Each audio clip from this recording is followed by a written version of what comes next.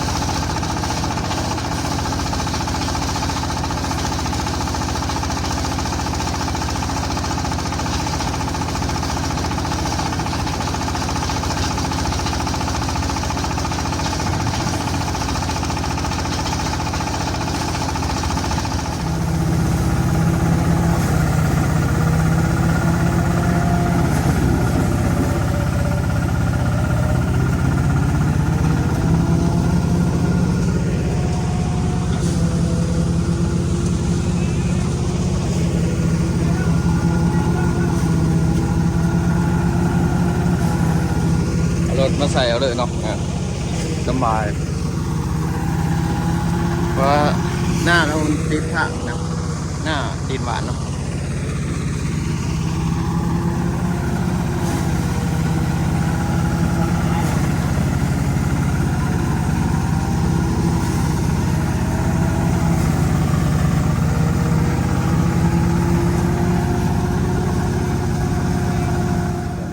กินข้าวกันนะพี่น้องกินข้าวเช้าเนาะกินเลยแม่ข้าวเจ้าไปกินเช้าหมดเลยโอ้อาหารหลาบจองเนาะสัวไก่นี่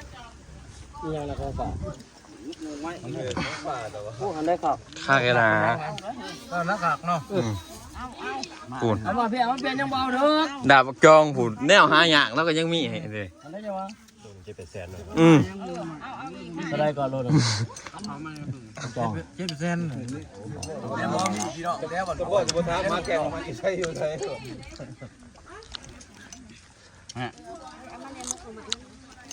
ไป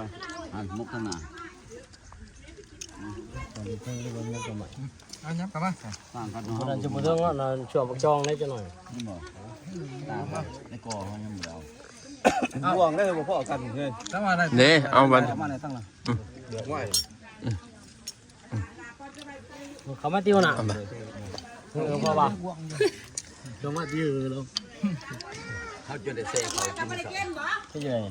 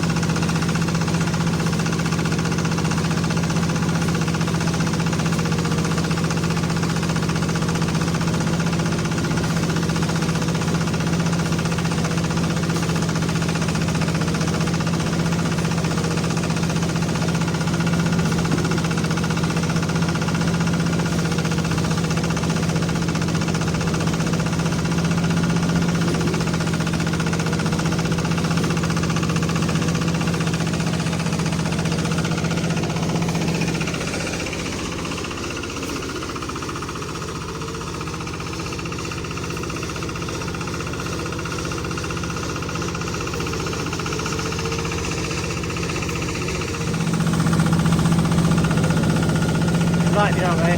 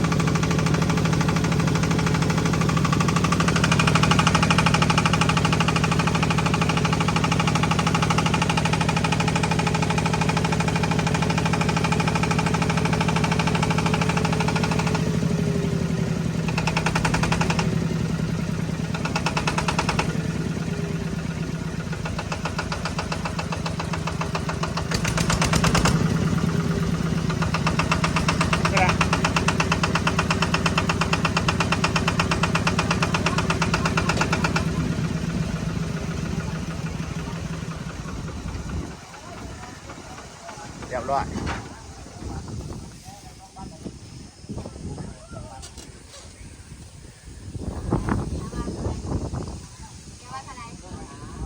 อ๋อทุดอยปลายดอยหาดอยหาซิปผูกไว้ดอยหาสอบดอยหาซิปไปเอาลง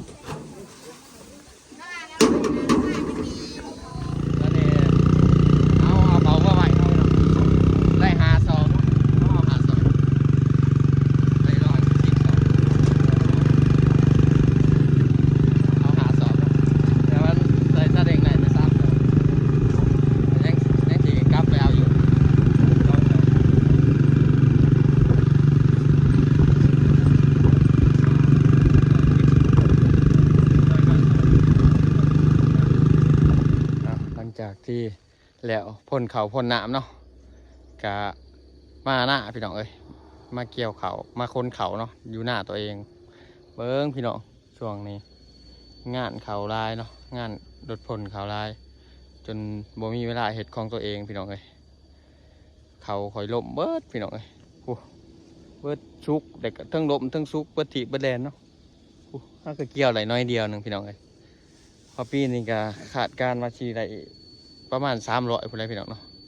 พอปีกายนี่ได้200ปีนี้เบิ่งเขามันก็หนามันงามอยู่เนาะมาชีบ่ได้บ่300 สอบพี่น้องเนาะบางทีผู้เบิดถีบเบิดแดนแม่นเบิดได้พี่น้องซุ่มเดืองแม่นเบิด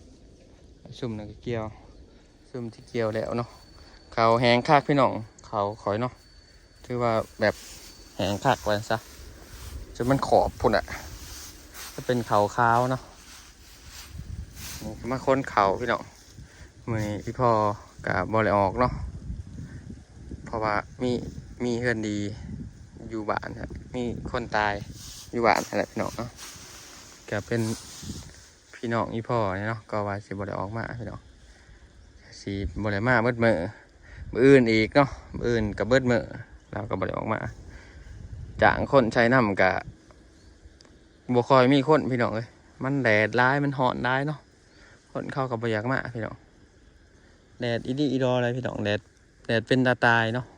แดดย่ำเดือน4 เดือน5นู้บัดนี้มาคนเขาจะว่ามาตัดเขาเกี่ยวเขานะพี่น้องบางทีมันหลบมาเลยพี่น้องเขานี่โอ้กล่องสันหลบเมิดซุ่มหนักก็หลบเมิดผู้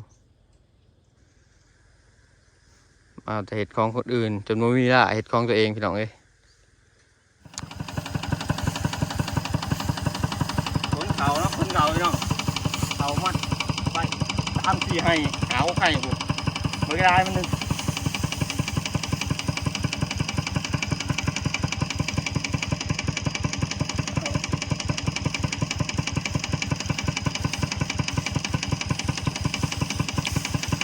ท่านอะไรรายงานคนเขาเนี่ยเดี๋ยวประมาณ3 โมงปลายเนาะจะไปคนหน้าเบาเอต่อพี่น้องตอนแรกเนาะก็เลยแบบมาเห็ดเบียกก่อนได้เล็กหน่อยก็เอาเนาะพี่น้อง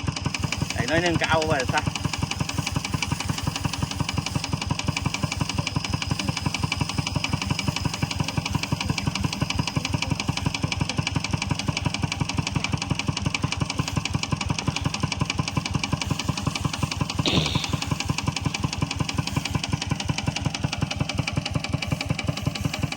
แนวนี้เลยพี่น้องเอ้ยช่วงย่ามเบียกแบบติดต่อกันเลยจนบ่มีเวลาพักพี่น้องกันย่ามว่างกับว่างจนบ่มีเบียกเฮ็ด